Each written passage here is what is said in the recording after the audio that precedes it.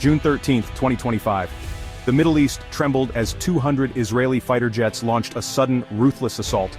Operation Rising Lion wasn't just another airstrike, it was a surgical blitz targeting the heart of Iran's nuclear dream. Israel didn't strike randomly. This attack was based on months, maybe even years, of secret intel and satellite surveillance. And we now know exactly what they were aiming for.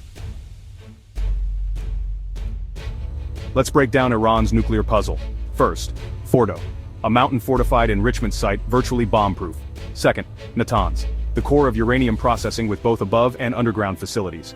Third, Isfahan, Iran's largest nuclear tech hub, where uranium is turned into hexafluoride gas. Fourth, Kandab, home to Iran's heavy water reactor, originally called Arak. And finally, Bushehr, Iran's only operational nuclear power plant using Russian fuel. But how close was Iran to a bomb? Israeli intel claims just days. Let that sink in. And really it all comes down to enrichment, spinning uranium until it becomes a weapon. Inside a centrifuge, uranium hexafluoride gas spins at insane speeds. The heavier atoms, uranium-238, fall, while the lighter, dangerous U-235 floats. From 0.7% to 90% purity, that's how bombs are made. 3:30 a.m. The skies above Iran lit up. Israel launched 200 fighter jets, F-35s, F-15s and F-16s, dropping over 330 precision-guided munitions. The goal? Destroy nuclear enrichment sites, missile factories and military command centers. Wave 1, cripple air defenses in Tehran, Elam and Qom. Wave 2, neutralize Iran's missile capabilities. Wave 3, smash military factories and barracks like Qadiri and Hassan Khan Castle.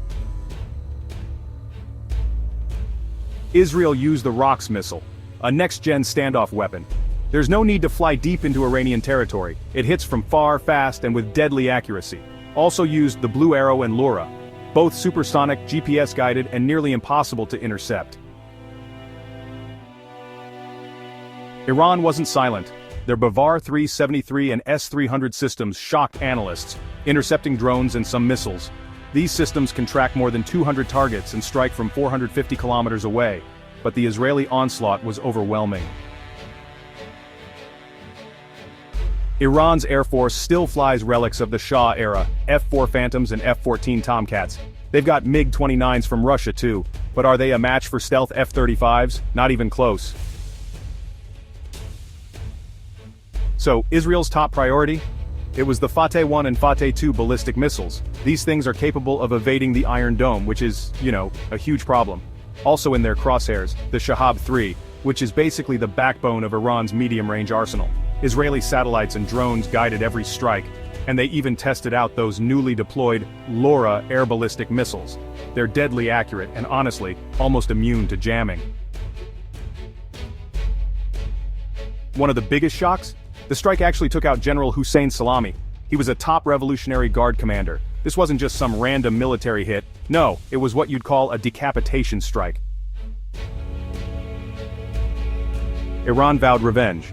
But with key facilities crippled and commanders gone, its nuclear timeline, well, it may have been pushed back by years. This wasn't just a warning, it was in fact a preemptive war.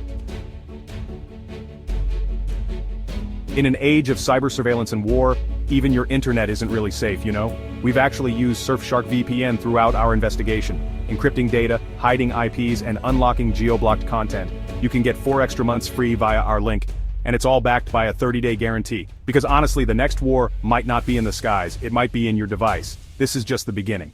For more breakdowns, battlefield tech, and real-time analysis, hit subscribe and turn on notifications, because geopolitics is no longer a game, it's survival.